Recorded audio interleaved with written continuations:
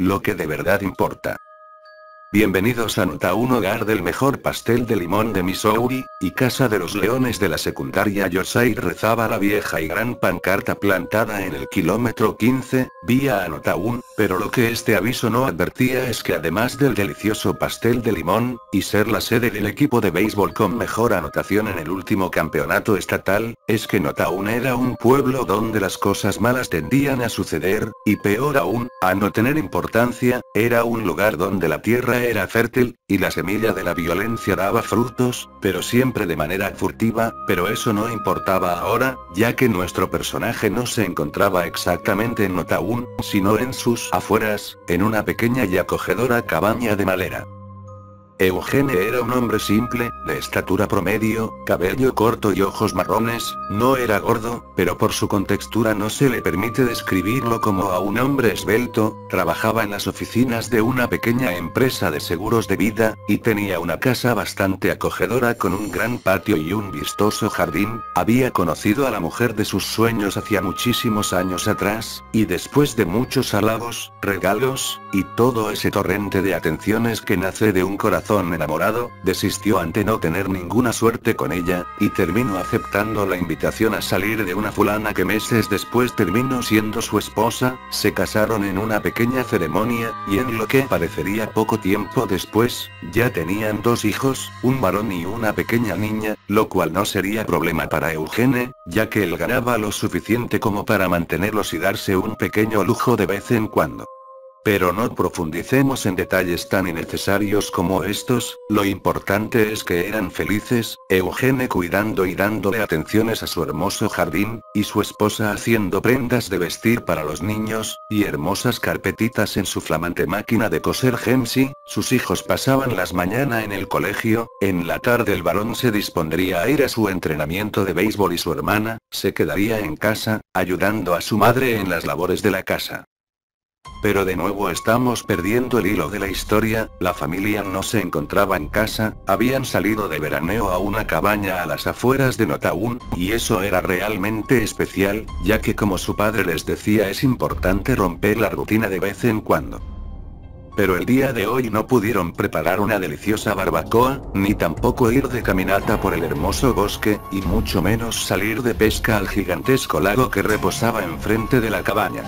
El día de hoy se había desatado un terrible tormenta y eso había dejado a la diversión fuera de combate. Decidieron entonces quedarse en la cabaña hasta que cesara la tormenta, aunque inevitablemente todos sabían que esta no daría tregua fácilmente, y probablemente solo hasta el día de mañana se podrían dar abasto con todas las actividades que habían planeado.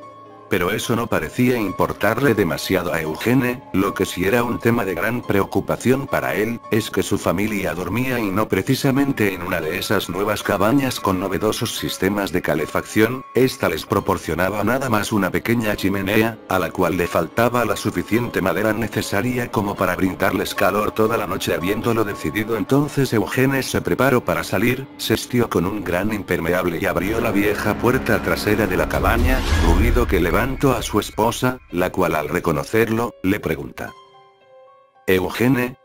¿A dónde vas, Eugene? Debe ser demasiado tarde, acuesta a dormir conmigo y los niños. No hay suficiente madera para pasar la noche, debo ir a talar un poco, respondió Eugene. La esposa automáticamente mira la pila de troncos que descansan al lado de la chimenea, y le dice: ¿de qué hablas, Eugene? Hay suficientes para pasar la noche, incluso para la barbacoa de mañana. ¿A dónde vas, Eugene? Necesitas descansar, acuéstate por favor. Eugene lentamente gira su cabeza hacia ella, y de manera suave le responde: no, querida, no me pidas eso ahora, lo que realmente importa es que no hay suficiente madera, simplemente no la hay. Habiendo dicho eso, Eugene se aleja y cierra la puerta, camina un poco y siente como las fuertes gotas golpean sobre su impermeable. Esto lo distrae un poco, pero al ser totalmente irrelevante sigue su camino hacia un pequeño tronco, sobre el cual se encuentra un hacha, la agarra, y se pierde en la distancia.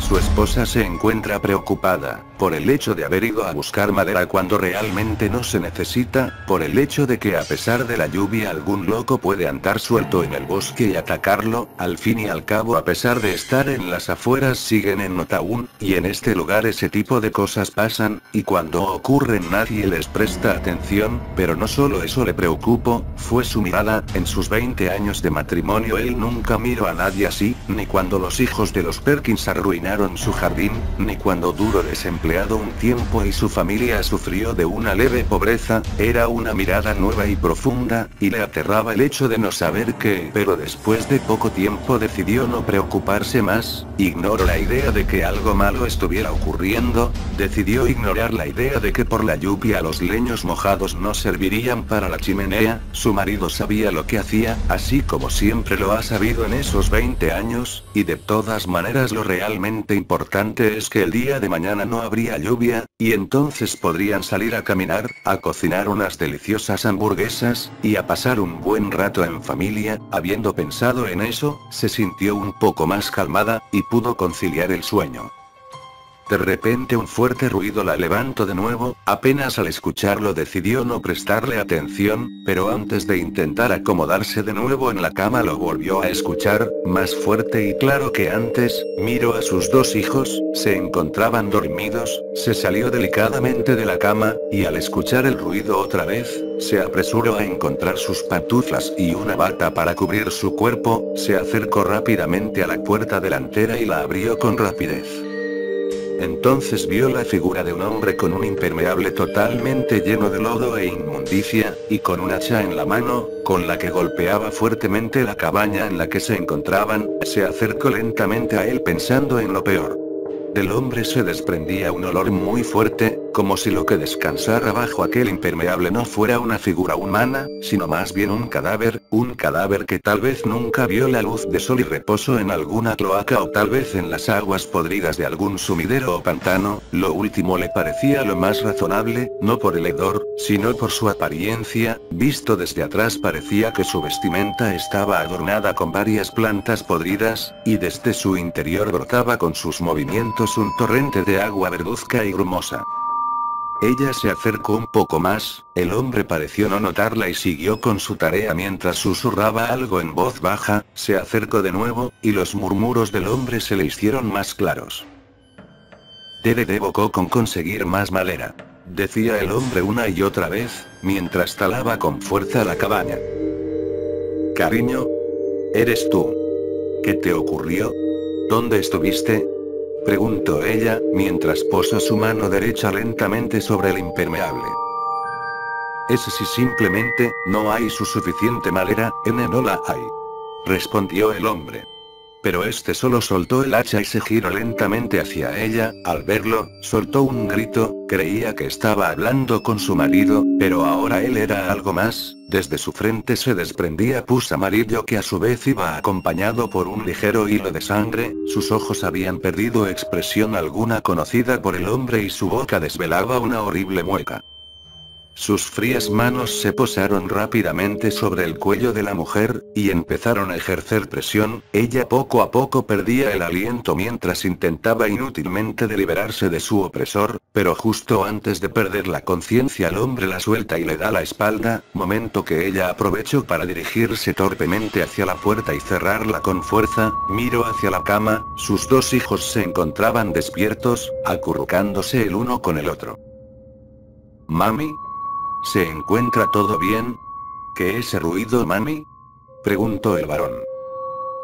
Vete a dormir ahora, le gritó la madre desesperada. ¿Qué ocurre, mami? ¿Dónde está papi?, le pregunta de nuevo el varón, mucho más asustado que antes. Que se larguen a dormir, le grita con más fuerza la madre.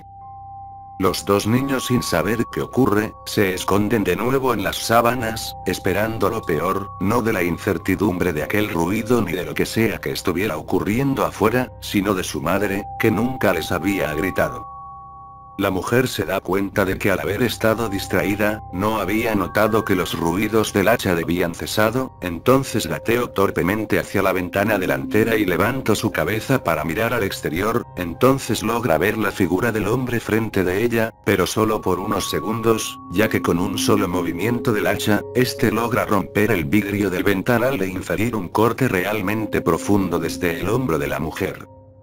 Ella cae automáticamente al suelo, y observa poco a poco cómo el hombre entra a la cabaña por donde antes se encontraba la ventana y camina hacia ella. El hombre pone su bota sobre el cuello de la mujer, llenándoselo de esa misma inmundicia que ella había visto minutos atrás, y haciendo fuerza sobre este. De esta manera él desprende el hacha que se había incrustado en el cuerpo de ella, la observa. A pesar de la poca lucha ofrecida, su cuerpo está demacrado, el hombro derecho y su brazo le cuelgan en una tira desde su pecho, su mirada se encuentra perdida y bastante desenfocada. Él piensa en esto, y solo a ese momento se da cuenta de que la mujer descansa en una. La mujer pensó entonces que ya nada tenía importancia, no iba a haber ninguna caminata en el bosque para ella el día de mañana, ni tampoco reunión del club de bordado la semana siguiente, y todo eso por la misma razón por la cual no tendría que limpiar su propia sangre de la alfombra la mañana siguiente, porque iba a morir, y porque iba a hacerlo ahora. En lo último que pensó fue en sus hijos. Espero que de alguna manera pudieran salvarse, que tal vez alguien que se pasara caminando buscando refugio bajo la lluvia diera fin a esa horrible escena, pero abandonó el pensamiento antes de morir, no por lo poco probable de que algún caminante estuviera dando un paseo bajo la lluvia, sino porque estaban en Otaún, y en ese lugar, ese tipo de cosas no pasan.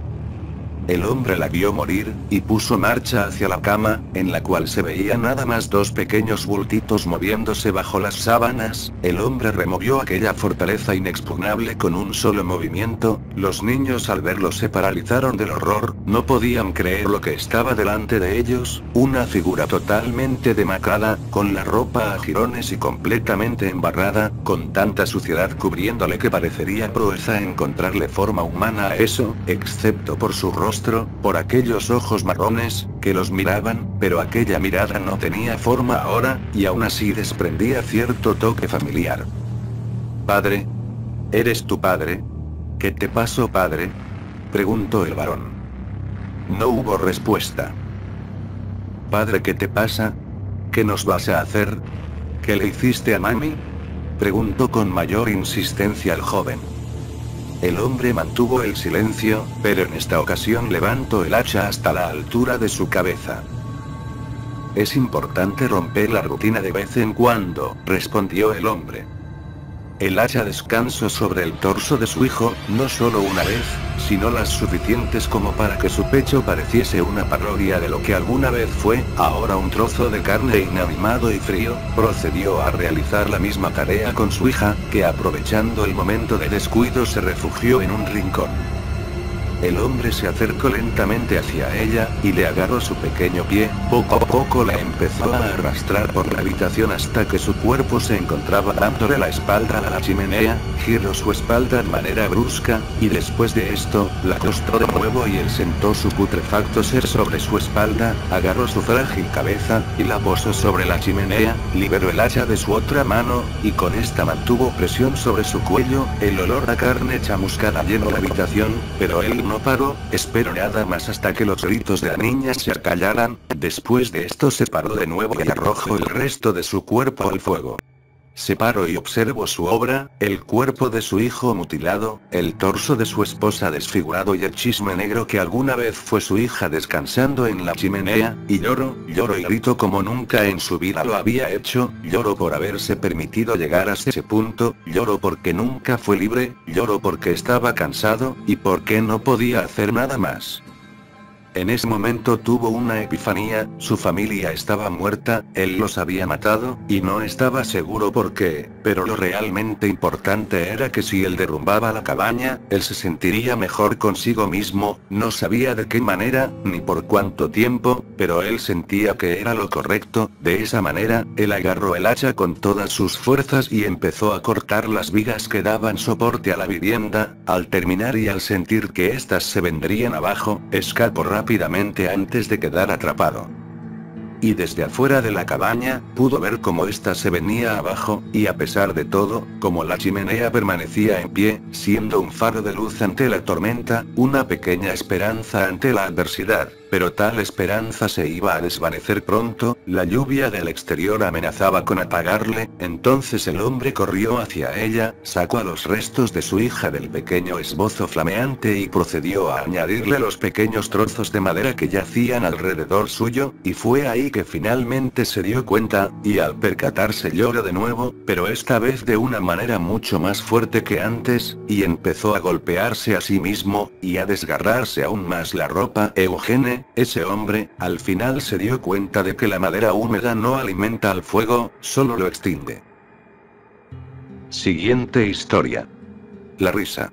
Hace una semana me mudé a mi nueva casa, terminé de acomodar todo a mi gusto y puedo decir que estoy satisfecho con los resultados. Es un hogar de 1 piso con 3 habitaciones y un baño. Ya pasaron 3 semanas y la noche de ayer no dormí nada. Escuché una risa frenética, demencial, casi como el canto de un loco. Al inicio me asusté al pensar que alguien estaba en mi habitación, observándome, por lo que encendí la luz pero no había nadie. Rápidamente busqué algo con que protegerme y salí. Esa risa se escuchaba en todos lados y al mismo tiempo cerca de mí. Nunca fui una persona que disfrutara reír, me considero demasiado ocupado como para divertirme, es por eso que esa risa me resulta irritante. Pasaron los días y siempre que me encontraba solo escuchaba las risas por todas partes. Creo que estoy perdiendo la razón. Le he preguntado a mucha gente si escucha esa risa demencial, pero nadie escucha nada.